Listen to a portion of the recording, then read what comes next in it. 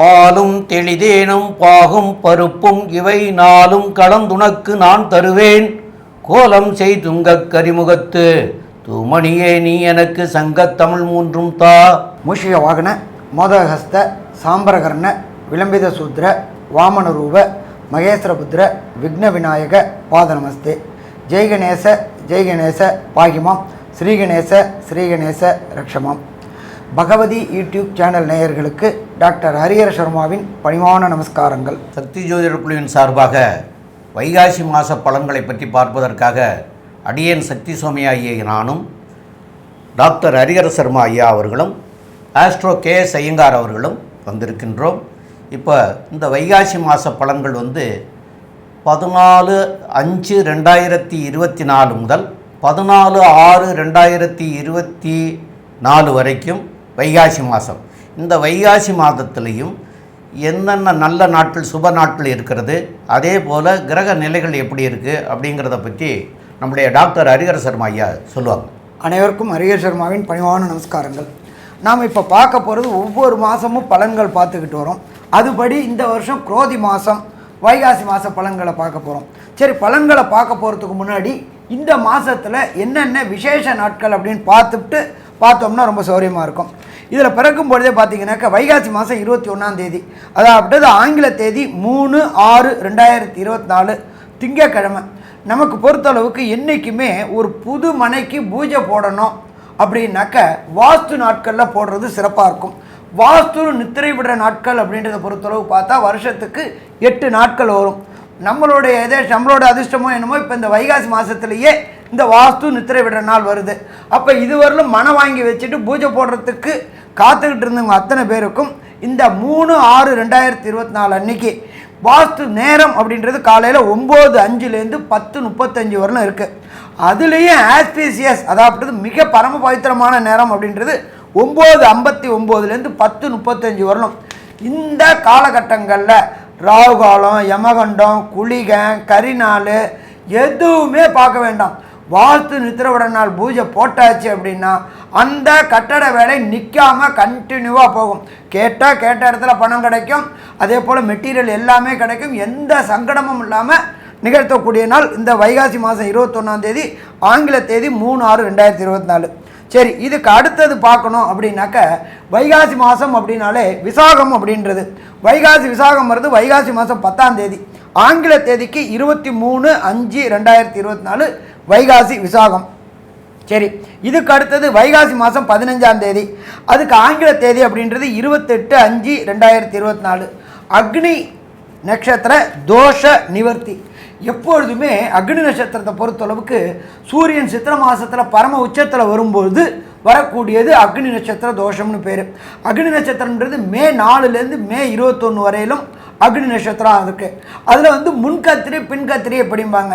முன்கத்திரின்றது 7 நாள் முன்னாடி, பின்கத்திரின்றது 7 நாள் பின்னாடி. அப்படி பார்க்கும்போது 21/7/28 அக்னி நட்சத்திர தோஷ நிவர்த்தி ஆகுது. இந்த காலகட்டங்களில் பெரும்பாலான சுப நிகழ்ச்சிகளை தவிர்ப்பது நல்லது.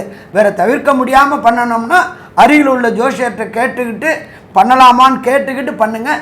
மற்றபடி இந்த 28 நாளும் முன்கத்திரி பின்கத்திரியில் பண்ணுறதை தவிர்ப்பது மிக சிறந்தது. சரி, இப்போ இந்த வைகாசி மாதம் பிறக்கும் பொழுது எந்தெந்த கோள்கள் எந்தெந்த நிலையில் இருக்குது அப்படின்றத கோள் சாரம் அப்படிம்போம். அதை பார்ப்போம். ஃபஸ்ட்டு காலபுருஷ தத்துவத்துப்படி முதல் ராசி அப்படின்றது மேஷ ராசி. மேஷ ராசியில் புத பகவானும் சுக்கிர பகவானும் இருக்கிறாங்க. அதுக்கு அடுத்தது ரிஷப ராசி, சூரிய பகவானும் மாறின குரு பகவானும் இருக்கிறாங்க. அதுக்கு அடுத்தது கன்னியா ராசி, கன்னியா ராசியில் கேது பகவான் இருக்கார். அதுக்கு அடுத்தது கும்ப ராசியில் சனி பகவான் இருக்கார். காலபுருஷ தத்துவத்தின் கடைசி ராசியான மீன ராசியில் செவ்வாய் பகவானும் ராகு பகவானும் இருக்கின்ற இந்த கோல்சார நிலையில் இந்த வைகாசி மாதம் பிறக்குது. நம்ம எப்பொழுதுமே இந்த கோல்சாரத்தில் பலன் சொல்கிறது அப்படின்றத பொறுத்தளவுக்கு 2 விதமாக இருக்குது. மெல்ல செல்லும் கிரகங்கள், விரைவாக செல்லும் கிரகங்கள் இருக்குது. மெல்ல செல்லும் கிரகங்கள் அப்படின்ற பொறுத்தளவுக்கு குரு பகவான் சற்ற ஏறக்குறைய 1 வருஷம், அடுத்தது ராகு கேது பகவான் சற்ற ஏறக்குறைய 1.5 வருஷம், சனி பகவான் 2.5 வருஷம். இதை தவிர பாக்கி கிரகங்கள் அப்படின்ற பொறுத்தளவுக்கு சூரியன், செவ்வாய், புதன், சுக்கிரன் இவங்களை வச்சுக்கிட்டு பலன் சொல்கிறது. இதை தவிர உங்களுக்கு செவ்வாய் இது வச்சுக்கிட்டு பலன் சொல்கிறது. அப்போ நாம் இப்போ பலன் சொல்ல வர்றது வந்து விரைவாக செல்லும் கிரகங்களை வச்சுக்கிட்டு. சந்திரன் 2.5 நாளைக்கு ஒரு ட்ரிப் மாறுறாரு. அப்படி மாறும்பொழுது இந்த வைகாசி மாதத்தில் என்னென்ன கிரகங்கள் அதுக்குள்ளார மாறுறாங்க. எப்பொழுதுமே இந்த சூரியன், புதன், செவ்வாய், சுக்கிரன் 41 நாள்லேருந்து 45 நாள் மாறுவாங்க. அதுபடி மாறக்கூடியது அப்படின்ற பொறுத்தளவுக்கு 20/5 சுக்கிர பகவான் ரிஷபத்தில் மாறுறாரு. அதுக்கு அடுத்தது 24/5 புத பகவான் ரிஷபத்துக்கு மாறுறாரு. 31/5 செவ்வாய் மேஷத்துக்கு மாறுறாரு. அதுக்கு அடுத்த மாற்றம் அப்படின்றத பொறுத்தளவுக்கு 9/6 புத பகவான் மிதுனத்துக்கு மாறுறாரு. 13/6 சுக்கிர பகவான் மிதுனத்துக்கு மாறுறாரு. அப்போ இந்த 4 கிரகங்களும் மெல்ல செல்லும் கிரகங்கள் கிடையாது, விரைவாக செல்லும் கிரகங்கள். இதை வச்சுக்கிட்டு தான் நாம் பலன் சொல்ல போகிறோம்.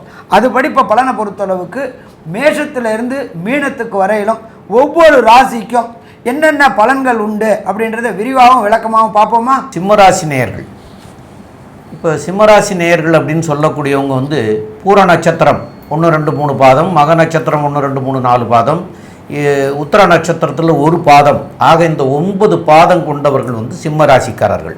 இந்த சிம்ம ராசிக்காரர்களுக்கு வந்து இது வரைக்கும் வந்து 8ஆம் இடத்துல ராகுவும் செவ்வாயும் இருந்துட்டு இருந்தாங்க. இப்போ வந்து செவ்வாய் வந்து இந்த மாதத்தில் வந்து சித்திரை மாதம் 18ஆம் தேதி, அதாவது 31/5 வந்து அவர் வந்து மேஷத்துக்கே போயிட்டார். அப்போது மேஷத்துக்கே போகிறாருங்கிறது வந்து சிறப்பு. அதேமாரி அதாவது சிம்ம ராசிக்கு 9ஆம் இடத்து அதிபதி 9ஆம் இடத்துக்கே வந்துடுறார். அதேமாரி 10ஆம் இடத்து அதிபதின்னு சொல்லக்கூடிய ஒரு சுக்கிரனும் வந்து அவரும் வந்து வைகாசி மாதம் 7ஆம் தேதிங்கிறது 20/5/2024 அன்னைக்கு அவரும் மாறிட்டார். அப்போது 9ஆம் இடத்து அதிபதி 9ஆம் இடத்துல, 10ஆம் இடத்து அதிபதி 10ஆம் இடத்துல, இந்த 10ஆம் இடத்துல இப்போ வந்து குருவும் வந்திருக்கார். சூரியனும் அங்கே தான் இருக்கார். வைகாசி மாதங்கிறதுனால சூரியனும் அங்கே தான் இருக்கார். புதனும் அங்கே வந்துடுறார்.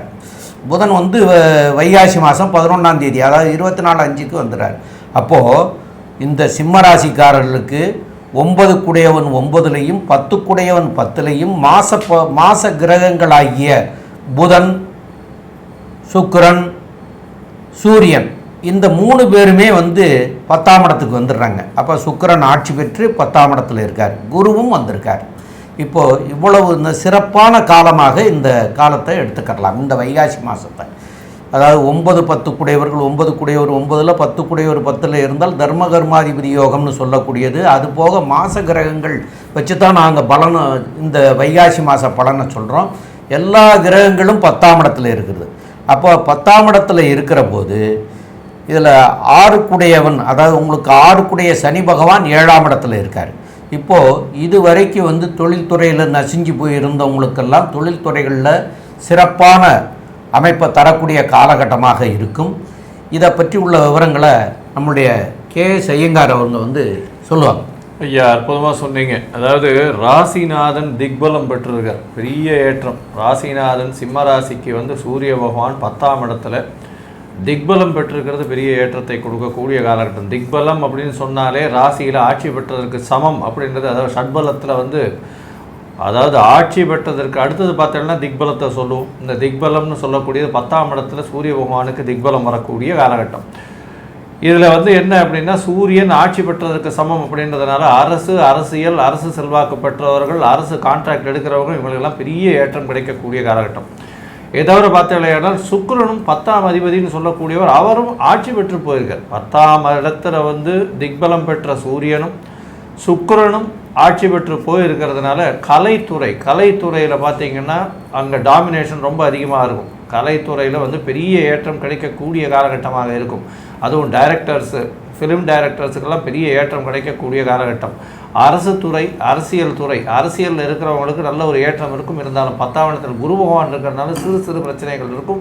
பேச்சில் ரொம்ப ஜாக்கிரதையாக இருக்கணும். 2ஆம் இடத்துல வந்து கேது பகவான் இருக்கிறதுனால நீங்கள் பேசக்கூடியதை வந்து தவறாக புரிந்து கொள்ளக்கூடிய வாய்ப்பு உண்டு. சப்தமத்தில் இருக்கக்கூடிய சனி பகவான் மூலியமாக சிறு பிரச்சனைகள் வரும். எதிர்பாலினத்தவர் மூலியமாக பிரச்சனையும், பார்ட்னர்ஷிப் பிஸ்னஸில் சிறு தொய்வு ஏற்படக்கூடிய காலகட்டமாக அமைய போகிறது.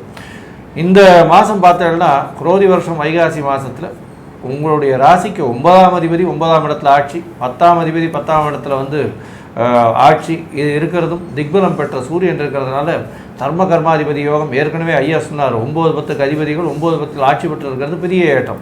இதன் மூலியமாக பொது காரியத்துக்கு பொது தொண்டு ஆற்றக்கூடிய வாய்ப்புகள் உங்களுக்கு அதிகமாக உண்டு. உங்களுக்கு புதிய பதவி புகழ் அந்தஸ்து கௌரவம்லாம் வரக்கூடிய வாய்ப்பு நிச்சயமாக உண்டு. ஏன்னா உங்களுடைய ராசிக்கு 5ஆம் அதிபதியே 10ஆம் இடத்துல போய் உட்காந்துருக்கார். பெரிய ஏற்றம் கிடைக்கக்கூடிய காலகட்டம். 10ஆம் இடத்துல சூரிய பகவான் இருக்கிறது, 5ஆம் அதிபதி போய் அவர் 10ஆம் இடத்துல இருக்கிறதா புதிய பதவி புகழ் அந்தஸ்து கௌரவம்லாம் நிச்சயமாக வந்தே சேரும்.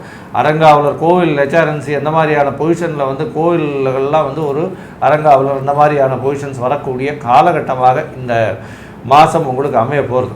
இந்த மாதத்தில் பார்த்தீங்கன்னா உங்களுடைய ராசிக்கு 8ஆம் இடத்துல ராகு பகவான் இருக்கிறது தனித்த ராகுவாக இருக்கார். அதனால் மறைந்த இடத்துலேருந்து திடீர் பணம் வரக்கூடிய வாய்ப்பு உண்டு.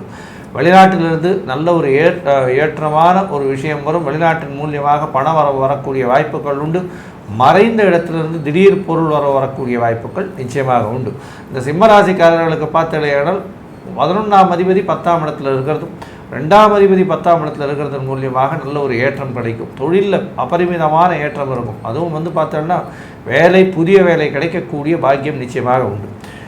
இந்த சிம்ம ராசிக்காரர் குழந்தைகளுக்கெல்லாம் படிக்கக்கூடிய குழந்தைகள், போட்டித் தேர்வு எழுதக்கூடிய குழந்தைகள், இவாளுக்கெல்லாம் எப்படி இருக்கும்? அதை தவிர வந்து அவருடைய தகப்பனின் உடல்நிலை எப்படி இருக்கும், தாய் தகப்பனின் உடல்நிலை எப்படி இருக்கும், இவர்களுடைய உடல்நிலை எப்படி இருக்கும் அப்படின்றத பற்றி ஐயா பகவதி ஹரிஹரன் ஐயா கிட்ட கேட்போம். ஐயா நல்ல விரிவாகவும் விளக்கமாகவும் சொன்னீங்க. சிம்மம் அப்படின்னாலே சூரியன், சூரியன்னாலே ஆத்மகாரகன். ஆத்மகாரகன் 10ஆம் இடத்துல சூப்பராக உட்கார்ந்துருக்கார். அவர் கூட குரு பகவானும் உட்கார்ந்துருக்கார். மடாதிபதிகள், கோயிலை நிர்வாகம் பண்ணக்கூடியவங்க அத்தனை பேருக்கும் அரசு மூலியமாக மரியாதைகள் கிடைக்கக்கூடிய வாய்ப்புகள் உண்டு. எப்பொழுதுமே நமக்கு பொறுத்தளவுக்கு சராசரி மனிதனுக்கு பொறுத்தளவுக்கு என்ன ஆசை இருக்கும்? பொன்னாசை, பெண்ணாசை இருக்கும். பட் மடாதிபதிகளை பொறுத்தளவுக்கு அவர்களுடைய சொல் அரங்கேறக்கூடிய வாய்ப்புகள், நம்ம சொல்கிறத கேட்டு அரசாங்கம் நடக்கக்கூடிய வாய்ப்புகள் உண்டாகும் மடாதிபதிகளுக்கு. அடுத்தது 2, இந்த சிம்மராசிக்கார குழந்தைகளுக்கு இத்தனை நாளாக திருமணம் தடையும் தாமதமாகவே இருந்துகிட்டு இருந்தது. ஏன்னா குடும்பஸ்தானத்தில் கேது பகவான் உட்காந்து ஒன்று தடை பண்ணிகிட்டே இருந்தார். அந்த தடை பண்ணிட்டு இருந்த குரு பகவான், கேது பகவானை குரு பகவான் 5ஆம் பார்வையாக பார்க்குறார். அப்போ திருமண தடையும் தாமதமும் விலகும். எப்போ குரு பகவான் மாறுறாரு? 1/5/2024. அப்போ உங்களுக்கு வீட்டில் கெட்டி மேளம் கொட்டக்கூடிய வாய்ப்புகள் உண்டாயிடுச்சா? கண்டிப்பாக உண்டாயிடுச்சு. இதை தவிர இந்த நம்மளோட ஜோதிட சாஸ்திரத்தில் என்ன சொல்லுவோம் அப்படின்னாக்க, ஓடிப்போனவனுக்கு 9ல் குரு, அகப்பட்டவனுக்கு அஷ்டமத்தில் சனி அப்படிம்பாங்க. இப்போ ஓடிப்போனவனுக்கு 9ல் குரு 10க்கு வந்துட்டார். 10ல் குரு வரும்போது நம்ம என்ன சொல்லுவோம்? எல்லாருமே 10ல் குரு வரும்போது பதவியும் பறிபோகும் அப்படிம்பாங்க. ஆனால் அது நடக்காது. ஏன்னா ஆத்மகாரகனான சூரியனும் ராசி அதிபதியான சூரியனும் குரு கூட சேர்ந்து சிவயோகமாக மாறுறாங்க. அப்போ உத்தியோகத்தில் ஒரு நிலையான தன்மை கிடைக்கும். அதை தவிர அரசு கான்ட்ராக்ட், அதாகப்பட்டது ரோடு கான்ட்ராக்டு, மைன் கான்ட்ராக்டு, இதை மாதிரி எடுக்கணும்னு நினைக்கிற சிம்ம ராசியை சேர்ந்தவங்களுக்கு கான்ட்ராக்ட் கிடைக்கக்கூடிய வாய்ப்புகள் உண்டு. அதன் மூலியமாக பொருளாதாரம் சீரும் சிறப்புமாக இருக்கக்கூடிய வாய்ப்புகளும் உண்டு. இதை தவிர பிரகஸ்பதியான குரு பகவான் 10ஆம் இடத்துல இருந்து ராசிக்கு 6ஆம் இடமான மகரத்தை பார்க்குறார். நீண்ட நாட்களாக வேலை இல்லாமல் தெரிஞ்சுக்கிட்டு இருந்த ஆணாக இருக்கட்டும் பெண்ணாக இருக்கட்டும், ஒரு நிரந்தரமற்ற வேலை இல்லாமல் இருந்துச்சு, கிடைக்கிற வேலையை பார்த்துக்கிட்டு சம்பாதிச்சுட்டு ஓட்டிகிட்டு இருந்தவங்க அத்தனை பேருக்கும் சிறந்த கம்பெனியில் சிறந்த அரசு உத்தியோகமும் கிடைக்கக்கூடிய வாய்ப்புகள் உண்டு. 10ல் சூரியன் இருக்கார், குரு இருக்கார். அந்த பிரகஸ்பதி குருவே 6ஆம் இடத்தை பார்க்குறார். அப்போ உங்களுடைய வேலைக்கு அங்கீகாரம் கிடைக்கக்கூடியது. நமக்கு வேலைக்கு அங்கீகாரம்னா என்ன? பர்மனெண்ட் ஆக்கக்கூடியது. ப்ரொஃபஷனாகவே இத்தனை நாள் வச்சுக்கிட்டு இருந்தாங்க, கான்ட்ராக்டாகவே இத்தனை நாளாக வச்சுக்கிட்டு இருந்தாங்க, அவங்களுக்கு ப்ரமோஷன் கிடைக்கக்கூடியது வாய்ப்பு இந்த வைகாசி மாதம் கிடைக்கும், பிரகஸ்பதியான குரு பார்க்கறதுனால. இதை தவிர அந்த 8 இங்கே பிரகஸ்பதி என்ன பார்க்குறாரு? 9ஆம் பார்வையாக 6ஆம் இடத்தை பார்க்குறாரு. அதில் 7க்கும் தொடர்பு வருது. அந்த 6 கூடையவர் 7ல் இருக்கிறார் சனி பகவான். அப்போ திருமணம் தடையும் தாமதமும் ஏற்பட்டுக்கிட்டே இருந்துச்சு. அந்த திருமணம் தடையும் தாமதம் ஏற்பட்டுக்கின்ற சிம்மராசிக்காரங்களுக்கு திருமண தடையும் கிளியர் ஆகும். அப்போ ரூட் கிளியர் ஆயாச்சு. அப்போ திருமண தடைகள் எல்லாம் விலகியாச்சு. இதை தவிர ராசிக்கு 8ஆம் இடத்துல குருவுடைய வீட்டில் ராகு பகவான் இருக்கார். எப்பொழுதுமே ராகுவுக்கும் கேதுவுக்கும் வீடு கிடையாது. அவள் யார்ந்த இடத்துல இருக்காளோ அந்த இடத்தின் கிரகத்தின் அதிபதியோடைய காரகத்துவத்தை எடுத்து செய்யக்கூடியது. அப்போ அந்த ராகு என்ன ராகுவாக இருக்கார்? கோதண்ட ராகுவாக இருக்கார். அப்போ வெளியூர் வெளிமாநிலம் வெளிநாடு பயணப்படக்கூடிய வாய்ப்புகள் உண்டு.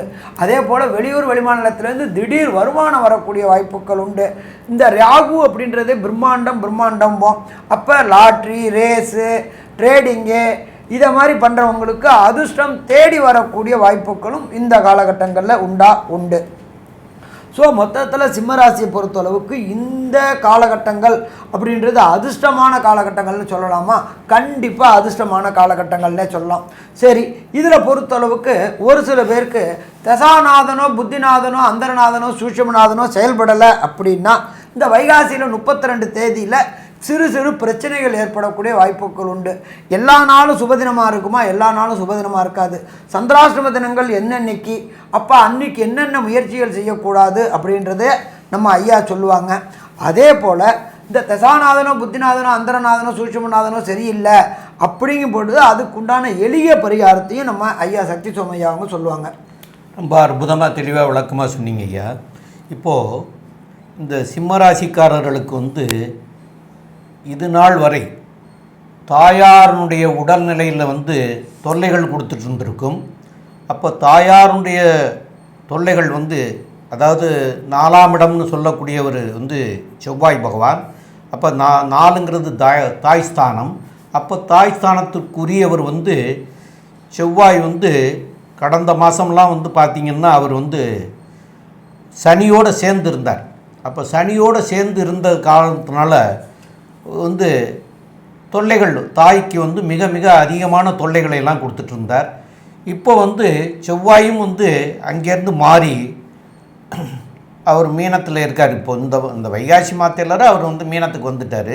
இந்த வைகாசி மாதத்துலேயும் கூட அவர் இனிமே வரக்கூடிய 31/5 அன்னைக்கு மேஷத்துக்கே வந்துடுறார். அப்போது தாய் ஸ்தானாதிபதியாகியவர் செவ்வாய் மீனத்தில் இருந்து இந்த வீட்டை பார்க்க முடியாது. இந்த 31/5க்கு மேஷத்துக்கு வந்ததுக்கப்புறம் அவருக்கு 8ஆம் பார்வை இருக்கிறது. அப்போது தாய் ஸ்தானத்தை தாய் ஸ்தானாதிபதியான கிரகமே பார்க்கிற போது தாயினுடைய உடல்நிலைகள் சரியாக வர்றதுக்கு உண்டான வாய்ப்புகள் மிக மிக அதிகம். அதே போல் இது 31/5 அன்னைக்கு ஒரு செவ்வாய் மாறுறாரு. 31/5 தான். 1/5லேயே குரு மாறியிருக்கார். அப்போ குரு மாறினவர் 7ஆம் பார்வையில் இந்த தாய் ஸ்தானத்தை பார்க்கிறார். அப்போது இந்த காலகட்டத்தில் இதுவரைக்கு தாயினுடைய உடல்நிலையில் தொல்லை கொடுத்துட்டு இருந்தது இப்போ அந்த தாயினுடைய உடல்நிலை சௌரியமாகிறதுக்கு உண்டான சூழ்நிலைகள்லாம் ஏற்படுறதுக்கு உண்டான வாய்ப்புகள் உண்டு. மேலும் இப்போ சந்திராஷ்டம தினங்கள் அப்படின்னு சொல்லக்கூடியது இந்த சிம்ம ராசிக்காரர்களுக்கு 1/6/2024 சனிக்கிழமையும் 2/6/2024 ஞாயிற்றுக்கிழமை இந்த 2 நாட்களும் சந்திராஷ்டம தினங்கள் வருது. இந்த சந்திராஷ்டம தினங்களில் தவிர்க்க வேண்டியது அப்படின்னு சொல்லக்கூடியது என்னென்னு கேட்டிங்கன்னா, சுப நிகழ்ச்சிகள் எதுவும் செய்யாமல் இருப்பது நல்லது. வெளியூர் வெளிநாடு பயணங்கள் செய்யாமல் இருக்கிறது சால சிறந்ததாக இருக்கும். ஆக இந்த 2 நாட்களும் யாரோடையும் பேசும்போது கவனமாக நம்ம இதை பற்றி கேட்கலாமா, இதை பற்றி பேசலாமா, இப்போ இந்த வார்த்தையை சொல்லி பேசலாமா அப்படிங்கிறத ரொம்ப சிந்தனை செய்துட்டு பேசுகிறது நல்லது. இல்லைன்னா நீங்கள் பேசுகிற வார்த்தைகளை எதிரி தவறாக எடுத்துக்கிட்டு அது வம்பு வழக்குகள் வரைக்கும் போகக்கூடிய வாய்ப்புகள் வந்துடும். அதனால் பேச்சை நிதானமாக பேசுகிறது நல்லது. எது கேட்டால் எதிரி கேட்டாங்கன்னா ஆமாம் உண்டு இல்லை அப்படின்னு அந்த ஒரு வார்த்தையில் உள்ள பதிலை சொன்னீங்கன்னா அதனால் உங்களுக்கு வரக்கூடிய விளைவுகள்லேருந்து நன்மையை அடைய முடியும் அப்படிங்கிறதையும் நாங்கள் சொல்கிறோம். மேலும் உள்ள விவரங்களை பற்றி இல்லை.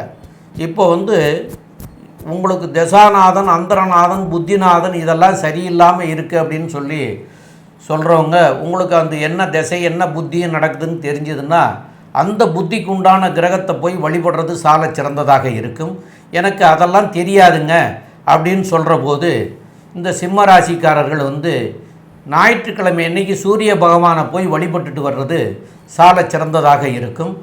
அப்போது மேலும் உள்ள விவரங்களை பற்றி நம்முடைய சம்பத் ஐயங்கார் அவர்கள் சொல்லுவாங்க. ஐயா, அற்புதமாக சொன்னீங்க. அதாவது சிம்ம ராசியை பொறுத்தவரையிலும் மிகப்பெரிய யோகர் அப்படின்னு சொல்லக்கூடிய